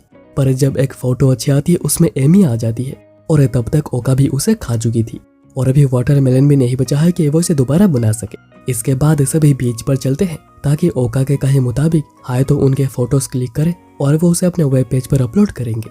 हायतो को आइडिया कुछ खास पसंद नहीं आया था, पर क्योंकि रियो सब कुछ मैनेज कर रही है तो वो फोटोज क्लिक करने लगता है और फोटोज क्लिक हो जाने के बाद वो सभी पानी में जाकर खेलने लगते हैं और हायतो ये फोटोज भी क्लिक कर लेता है जिसमें कि सभी बहुत ही अच्छी लग रही थी। हायतो ने फिर जिस एमी वाले फोटो को अपलोड कर दिया था वो वायरल भी हो गई थी। खैर इसके बाद सीन शिफ्ट होता है बीच कैफे के ओपनिंग डे पर और क्योंकि पता नहीं कि आज लोग कितने आएंगे इसलिए आज कैफे बंद रखा है और सभी लोग अपने नए कॉस्ट्यूम के साथ और न्यू नेम के साथ सीसाइड कैफे फैमिलिया के साथ तैयार है। और पहले दिन लोग काफी ज्यादा आ रहे थे जिसके लिए हायतो भी बहुत ही खुश था। इतने में सप्लायर्स भी आते हैं उनकी मदद करने और फिर स्लोली कैफे में लोग आते ही जा रहे थे और रियो कोई भी ब्रेक नहीं ले रही और वो लगभग पूरे दिन ही सर्व करती रहती है। पर फिर वो हायातो और अकाने को एक साथ ही बातें करते हुए देख लेती है और उसके पास गुस्सा होने का एक और रीजन भी है। रियो कहती है कि बिजी टाइम पर फालतू बातें क्यों कर रहे हो तुम लोग। हायातो बताता है कि वो तो अकाने से आइस कॉफी कैसे जल्दी बनाते हैं वो सीख रहा था, क्योंकि आइस कॉफी के ज्यादा ऑर्डर्स आ रहे हैं। पर रियो अभी बहुत ही ज्यादा इरिटेटेड हो गई थी, तो हायातो कहता है कि जाकर थोड़ा रेस्ट कर लो। पर वो कहती है कि नहीं वो ठीक है।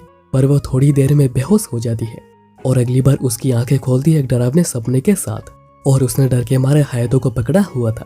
हायातो बताता है कि उसे कल माइल्ड हीट स्ट्रोक हुआ था, क्योंकि वो बिना कोई ब्रेक लिए काम किए जा रही थी।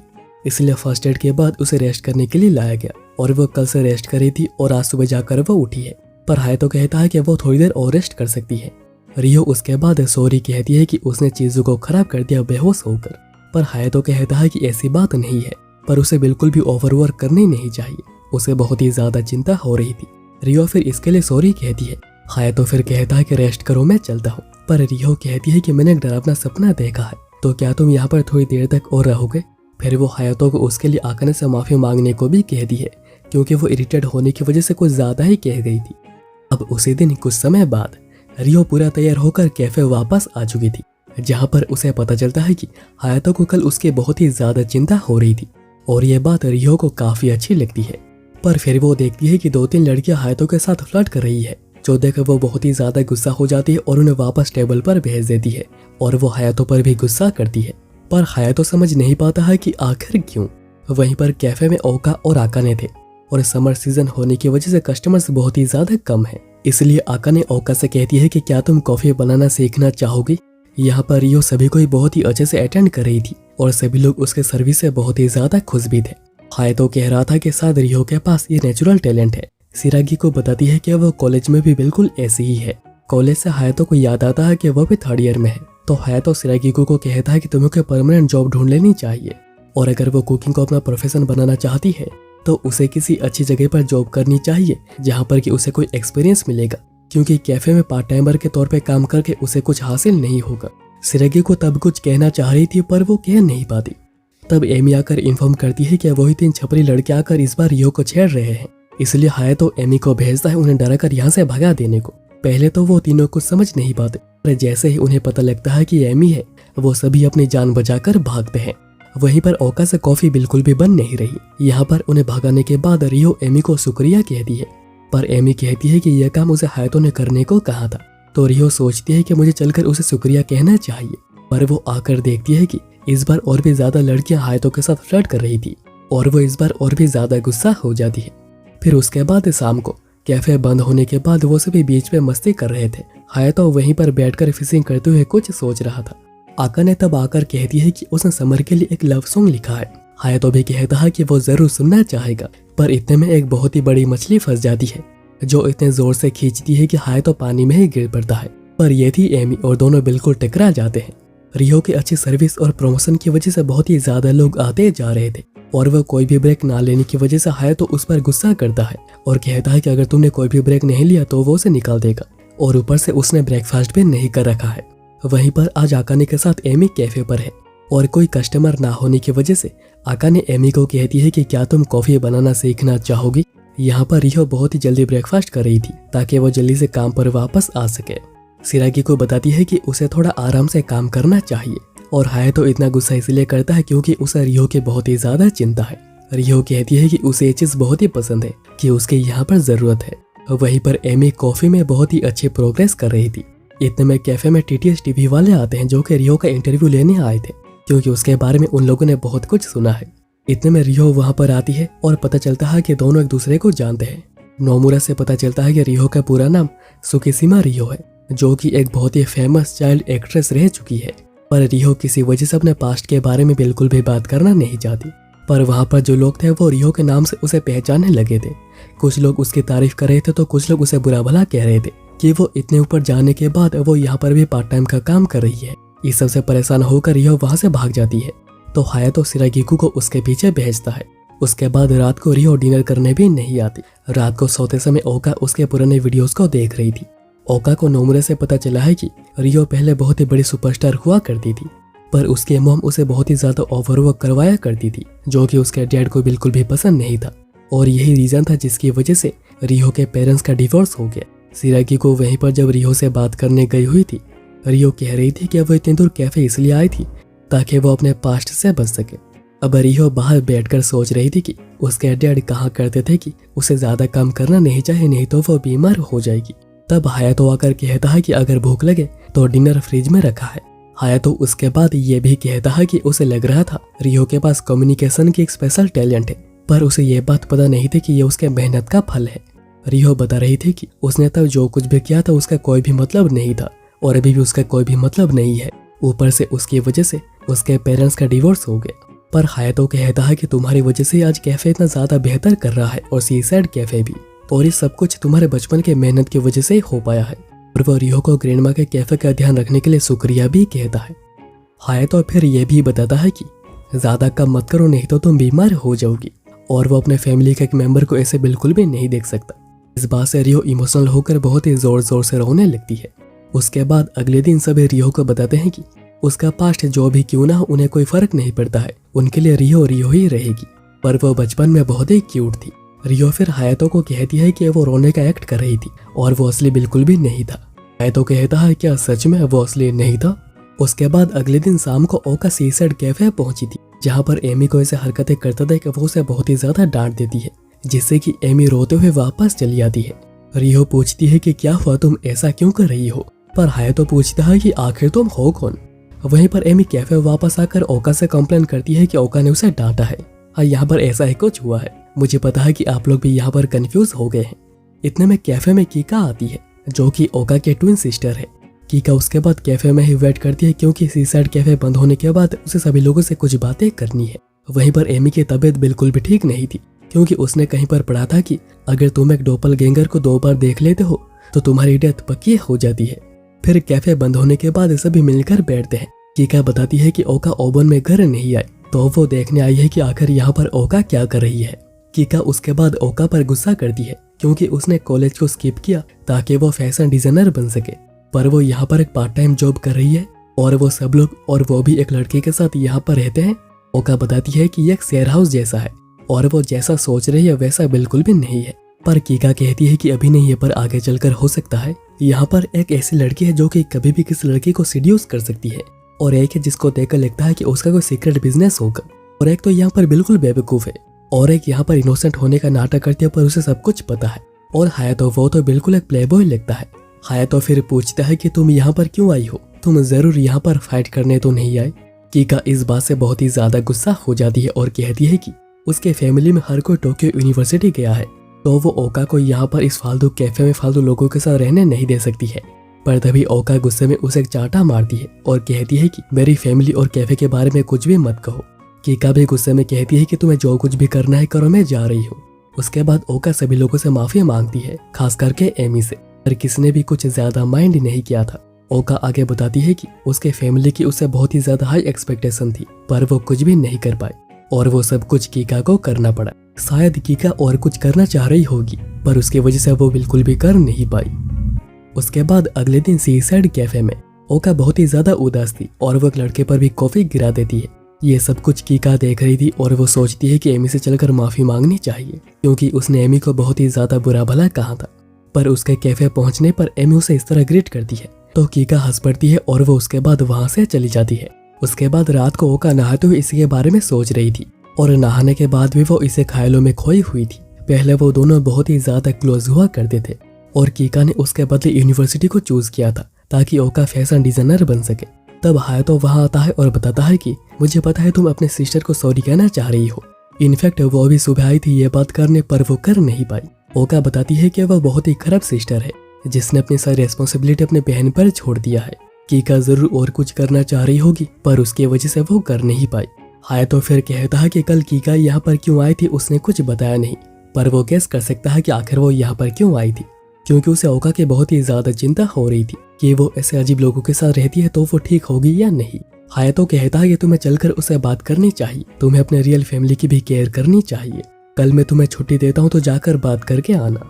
और कल इसके बारे में ओका सभी को कहकर कीका से बात करने जाती है, पर वो देखती है कि कीका भी बात करने आई हुई थी।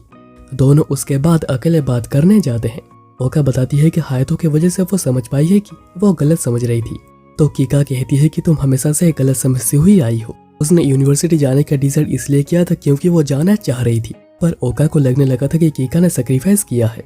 इसी वजह से ओका घर से भी दूर चली आई थी और सभी लोगों को घर में ओका की चिंता हो रही थी, इसलिए ही कीका यहाँ पर उसे देखने आई थी। पर सबने मिलकर उसे यहाँ पर गलत समझा, उसे यहाँ पर बुरा बना दिया। और वो क्यूट ड्रेसेस, उसे पता है कि उन्हें ओका ने डिजाइन किया होगा, पर उसे बुरा लग रहा है कि ओका ने कभी उसके लिए ऐसा कुछ नहीं बनाया। ओका उसके बाद कीका को सॉरी कहती है उसे थप्पड़ मारने के लिए, जिसके बाद कीका रोने लगती है और कहती है कि तुम्हारा अच्छा सबसे ज्यादा मैं ही सोचती हूँ। ओका उसके बाद कीका को घर लेकर आती है ताकि वो सभी लोगों से माफी मांग सके और सभी को पता चले कि वो कोई बुरा इंसान नहीं है। पर ओका जैसे ही डोर को खोलती है, अंदर तो कुछ और ही चल रहा था। आकाने को छोड़ सभी लोग हायतों पर पड़े हुए थे, पूछ रहे थे कि किसका स्विमसूट ज्यादा बेहतर है।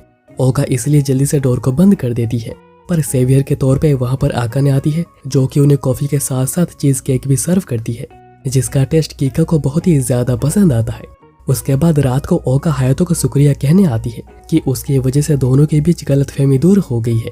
पर ओका ये भी पूछती है कि हायतो को कैसे पता चला कि वो ओका नहीं कीका थी। हायतो बताता है ऐसा इसलिए क्योंकि उसने बैग लेफ्ट हैंड पर लिया हुआ था और उसने जिस तरह एमी से बात करी वो समझ गया कि वो ओका नहीं है, क्योंकि ओका कभी किसी से ऐसे बात नहीं कर सकती है, खास करके अपने फैमिली से तो बिल्कुल भी नहीं, क्योंकि उन 6 लोगों में ओका ही सबसे ज्यादा केयरिंग है। ओका भी कहती है कि तुम्हारा दिल बहुत ही बड़ा है, कीका ने इतना कुछ कहा था पर तुमने फिर भी खुद को शांत रखा। तो हायतो को याद आता है कि वो तो बताना ही भूल गया कि वो भी टोक्यो यूनिवर्सिटी का स्टूडेंट है, क्योंकि कीका उसे कोई आलतू फालतू समझ रही थी। उसके बाद अगले सीन में हम लोग देखते हैं कि सभी लोग मिलकर पटाखे जला रहे होते हैं और अभी ऑलमोस्ट समय हो गया समर के जाने का और फॉल सीजन के आने का। उसी रात हायतो बैठकर कैफे का हिसाब किताब कर रहा था, तब आकाने उसके लिए कॉफी लेकर आती है और कहती है कि तुम्हें थोड़ा रेस्ट करना चाहिए। हायतो कहता है वेल मैं ओनर हूँ तो मुझे तो मेहनत करनी ही पड़ेगी। पर सीसेट कैफे बंद हो जाने के बाद टाइम थोड़ा ज्यादा फ्री हो जाएगा। दोनों फिर ऐसी कैजुअल बातें कर रहे होते हैं कि तब आकाने कहती है कि आज स्टार्स बहुत ही ज्यादा क्लियर है, क्या तुम्हें लगता है कि कल ये क्लियर हो जाएगा? हायतो थोड़े समय का पॉज लेता है और कहता है कि अभी मेरे पास इन सब चीजों के लिए कोई समय नहीं है, मुझे पहले अपने ग्रैंडमा के कैफे को खड़ा करना है, जिसके बाद ही मैं और कुछ सोचूंगा। पर तुम्हारी बनाई ये कॉफी बहुत ही अच्छी है, मैं किसी और दिन इसे पीते हुए स्टार्स को देखूंगा। एक्चुअली यहाँ पर इनडायरेक्टली प्यार की बात ही हो रही है, पर आकाने तब कहती है कि तुम ये क्या कह रहे हो, मैं तो बस स्टार्स की बातें कर रही थी। पर वो जाने से पहले कहती है कि आज चांद भी बहुत ही ब्यूटीफुल है। हायतो कहता है कि तुम्हें भी पता है कि तुमने क्या कहा है। बाहर आकाने कहती है कि उसने कन्फेस कर दिया है, पर अभी के लिए हायतो ने उसे होल्ड पर रखा है और ये सारी बातें सिरागी को पीछे से सुन लेती है। उसके बाद अगले दिन शाम को वो सभी बाथ हाउस जा रहे थे नहाने के लिए, क्योंकि उनका बाथरूम बिगड़ गया था और यह वो बात हाउस है जहाँ पर के वो ग्रैंडमा के साथ भी आया करते थे। ऐसे तो नहाते समय कुछ खास बातें नहीं होती, पर आकाने रिहो को बता देती है कि उसने हायतो को बता दिया है कि वो हायतो को लाइक करती है। वो रिहो से भी पूछती है कि वो क्या फील करती है, पर रिहो बात को टालने की कोशिश करती है। और फिर जब जाने का समय आता है, रिहो कहती है कि कल ब्रेकफास्ट के लिए उसे कुछ चीजें खरीदनी है, तो वो उन्हें खरीद कर बाद में आएगी। हायतो भी कहता है कि ठीक है जाओ, पर ओका कहती है तुम एक लड़की को इतनी रात को अकेले जाने दोगे? इसलिए हायतो भी रिहो के साथ चलता है। वापस लौटते हुए हायतो पूछता है कि क्या हुआ। वो बाथ हाउस से बाहर आने के बाद बहुत ही चुपचाप लग रही है। रिहो कहती है कि वो कुछ नहीं, मुझे बस प्यास लगी है, तो वो उसके लिए ड्रिंक खरीद कर भी देता है। रिहो सोच रही थी कि आखिर वो इतना अच्छा क्यों है और उसने आकाने को क्या रिप्लाई दिया होगा। रिहो दूसरी तरह से पूछने की कोशिश करती है, पर वो पूछ नहीं पाती। और क्योंकि अभी दोनों अकेले हैं और यही मौका है, रिहो हिम्मत दिखाकर हायतो को आई लव यू कह ही देती है। पर फिर वो कहती है कि अगर मैं ऐसा कहती तो तुम्हें कैसा लगता? हायतो कहता है कि वेल मुझे अच्छा ही लगता, जैसे कि हर किसी को लगता है, पर अभी मुझे कैफे के बारे में सोचना है। पर इससे रिहो बहुत ही खुश होती है कि हायतो खुश है। फिर अगले दिन कैफे बंद होने के बाद आकाने कुछ ज्यादा हायतो के करीब आने की कोशिश कर रही थी, जिसे देखकर रिहो गुस्सा करती है और कहती है कि यहाँ पर ये क्या हो रहा है, क्या ये कोई बार है? हायतो कहता है कि मैंने कुछ भी नहीं किया, और वो जैसे दोनों के बीच में पिस ना जाए, वो कहता है कि मुझे बाहर से कुछ सामान लाना है। उसके जाने के बाद रिहो कहती है कि तुम मेरे सामने ये सब कुछ करके क्या दिखाना चाहती हो? आकाने कहती है कि वेल यहाँ पर कोई कस्टमर तो नहीं है, और वैसे भी तुम तो उसे लाइक नहीं करती हो, तो क्या ही फर्क पड़ता है। पर रिहो कह देती है कि वो भी उसे लाइक करती है। वहीं पर हायतो इस सबसे परेशान होकर मार्केट में घूम रहा था। तभी वो दो लोगों को बात करता हुआ सुनता है कि कैफे में दो लड़कियां एक लड़के को लेकर लड़ रही हैं। इसलिए हायतो जल्दी से वापस आने लगता है और वो कह रहा था कि हे भगवान, लड़कियों का चाहिए होना भी कितना बुरा होता है ना।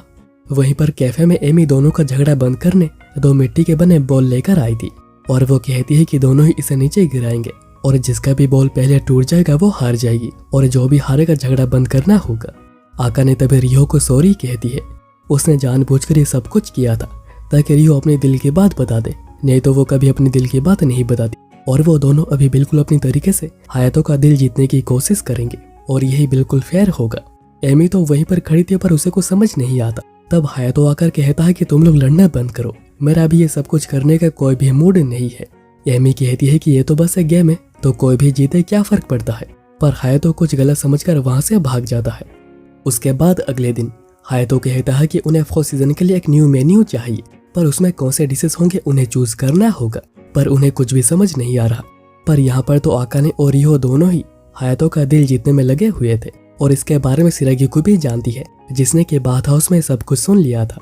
उसके बाद हायतो सिरागिको से कुकिंग सीखने के लिए आया हुआ था, क्योंकि सिरागिको की क्लासेस बहुत ही जल्दी शुरू हो जाएंगी और फिर वो हमेशा यहाँ पर तो नहीं रहेगी ना। पर इसे सिरागिको बहुत ही ज्यादा गुस्सा हो जाती है और कहती है कि मैं तुम्हें अभी कुछ भी नहीं सिखाऊंगी। तो हायतो कहता है कि ठीक है, तुम जब तक चाहो यहाँ पर बिल्कुल रह सकती हो। दूसरी तरफ आका ने अपने बैंड मेंबर्स को बताती है कि उन्हें अपने क्रश के सामने कन्फेस कर दिया है। इसी समय पर हायतो एक डिश बनाना सीख चुका था। सिरागिको कहती है कि समर कितनी जल्दी बीत गया ना। हायतो कहता है कि तुमने बिल्कुल सही कहा, क्योंकि हम लोग बहुत ही ज्यादा बिजी थे।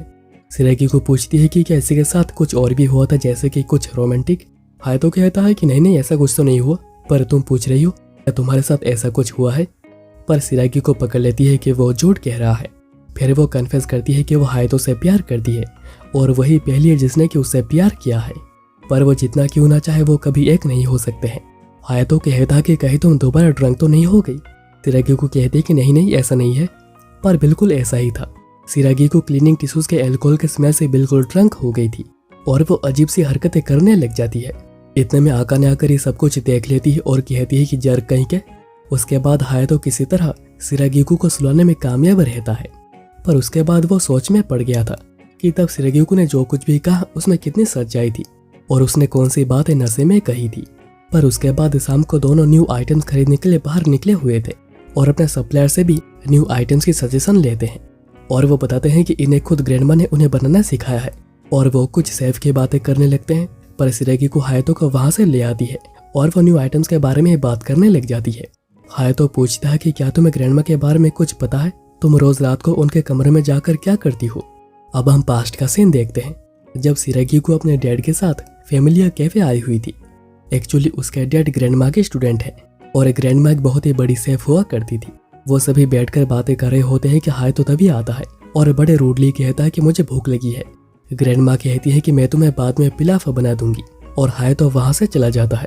थोड़ी देर बाद ग्रैंडमा दोनों के लिए आइसक्रीम देती है और सिरागिको इसलिए हायतो को ढूंढने लगती है, पर वो गलती से गिर पड़ती है और आइसक्रीम फुआसा के न्यू जूते पर गिरता है, जिसकी वजह से फुआसा सिरागिको के ऊपर बहुत ही ज्यादा गुस्सा हो रहा था। पर तब हायतो फुआसा के ऊपर पानी उड़ाकर उन्हें यहाँ से भगा देता है। सिरागिको इसके लिए शुक्रिया कहती है।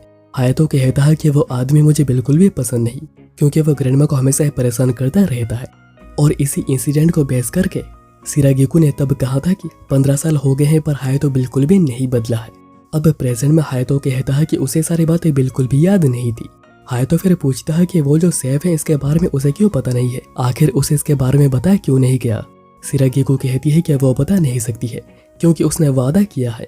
जब सिरागिको पहली बार ग्रैंडमा से ट्रेनिंग लेने के लिए आई हुई थी तब ग्रैंडमा ने उनके सेफ होने की बात बताने को मना किया था हायतो को, अगर वो कभी मिलती है तो।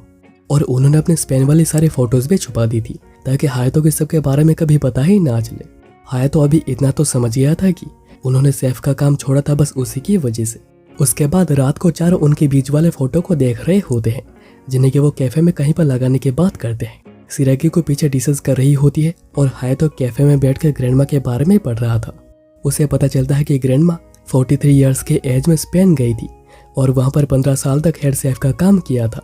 उसके बाद वो अपना खुद का रेस्टोरेंट खोलना चाह रही थी, पर उन्होंने काम बीच में ही बंद करके वापस जापान आ गई और उन्होंने हायतो के साथ रहना शुरू किया क्योंकि हायतो के पेरेंट्स की डेथ हो गई थी। अगर वो चाहती तो वो यहाँ पर आने के बाद भी एक रेस्टोरेंट खोल सकती थी, पर उन्होंने उसकी वजह से नहीं खोला। तब सिरागिको आकर कहती है कि नहीं, ऐसा नहीं है। पर हाय तो सारी बातें समझ चुका था, तो उन्हें बहुत ही इजीली इन्वेस्टमेंट मिल जाती, बस उनके रेपुटेशन की वजह से। पर इन्वेस्टर्स उन्हें रेस्टोरेंट सिटी के बिल्कुल प्राइम एरिया में खोलने को बोलते, जिससे कि प्रॉफिट ज्यादा होगा। पर अगर वो ऐसा करती तो इतने बड़े घर में हायतो को यहाँ पर अकेला रहना पड़ता और वो बिल्कुल अकेला पड़ जाता, और वैसे बिल्कुल भी नहीं चाहती थी। इसलिए उन्होंने लोन लेकर कैफे को शुरू किया और इतने सारे प्रॉब्लम्स का सामना किया ताकि हायतो को एक अच्छी जिंदगी मिल सके। उन्होंने अपना एक लौता सपना रेस्टोरेंट खोलने का वो भी बिल्कुल छोड़ दिया। हायतो फिर सिरागिको से पूछता है कि क्या तुम वैसी हो जो उसी को डेट करोगी जिससे तुम शादी करोगी। एक्चुअली तब सिरागिको ने कहा था कि वो हायतो के साथ नहीं हो सकती है, क्योंकि अगर उनमें शादी होती है तो उसे पता चल जाता है कि ग्रैंडमा सेफ है और सिरागिको के डैड उनके स्टूडेंट है। और सिरागिको ने प्रॉमिस किया था कि वो ग्रैंडमा के सेफ होने के बाद हायतो को कभी पता चलने नहीं देगी। सिरागिको फिर कहती है कि उसने एक बार पूछा था कि सेफ का जॉब छोड़ने के बाद क्या उन्हें रिग्रेट होता है, तो तभी ग्रैंडमा ने मना किया था। उन्होंने कहा था कि वो 10 साल से हायतो के साथ यहाँ पर रह रही है और वह बहुत ही ज्यादा खुश है। ये समय उनके लाइफ का सबसे बेस्टेस्ट मोमेंट है और अभी उनके जीने का बस एक ही रीजन है और वो है हायतो। हायतो कहता है पर उन्होंने मुझे ये बात कभी कही नहीं। ग्रैंडमा ने एक बार कहा था कि मैं तुम्हारी वाइफ को देखने के बाद इस दुनिया से जाऊंगी, और ग्रैंडमा ने सेफ होने की बात इसलिए छुपाई ताकि हायतो को कभी ऐसा ना लगे कि ग्रैंडमा ने अपना सपना उसके लिए छोड़ा है और उसे कभी इसके लिए बुरा ना लगे। हायतो फिर कहता है कि वो ग्रैंडमा के कैफे को एक और ही ऊंचाई पर लेकर जाएगा और वो इसके लिए सिरागिको से मदद भी मांगता है। सिरागिको ने पहले से सोच कर रखा था कि अगर किसी दिन हायतो वापस आकर कैफे को ओपन करने का सोचता है तो वो अपना सब कुछ देकर कैफे को सपोर्ट करेगी। इतने में बाकी 4 भी वहां पर आ जाती है जो कि सब कुछ सुन रही थी और वो अभी रो रही थी। इसके बाद एक टाइम शिफ्ट होता है और हम लोग हायतो के बेटी को देखते हैं, जो कि उन 5 के फोटो को देखकर उनमें से किसी को मॉम कहती है, पर वो इनमें से मॉम किसको कहती है एज ए ऑडियंस हमें पता नहीं चलता। अब प्रेजेंट में वो छुट्टी के दिन पिकनिक पर आए हुए थे और जब सब बैठकर लंच कर रहे होते हैं, ओका पूछती है कि कल वो क्या शादी प्यार ऐसी क्या बातें कर रहे थे। सिरागिको कहती है कि मैं भी हायतो की गर्लफ्रेंड बनना चाहती हूँ दूसरों की तरह, ताकि हम लोग आगे चलकर शादी कर सके। ओका कहती है क्या इसका मतलब और भी है, और बातों बातों में सिरागिको गलती से रिहो के कप में से ड्रिंक कर लेती है और वो एकदम से अपने पर ही आ जाती है और कहती है कि अब बहुत हो गया है एक साथ मिलकर खाना बनाना, अभी हम दोनों को एक साथ मिलकर एक लाइफ को क्रिएट करनी चाहिए। और इस एनिमे का सीजन 1 यहीं पर खत्म हो जाता है और इसका सीजन 2 भी आएगा जो कि कंफर्म हो चुका है 2024 में। तो तब तक के लिए आप लोगों को थोड़ा तो इंतजार करना ही पड़ेगा। और कमेंट्स में बताना कि तुम्हें ये एनिमे कैसा लगा और वीडियो को भी लाइक कर देना अगर तुम्हें पसंद आया हो, और सब्सक्राइब किए बिना तो जाना ही मत।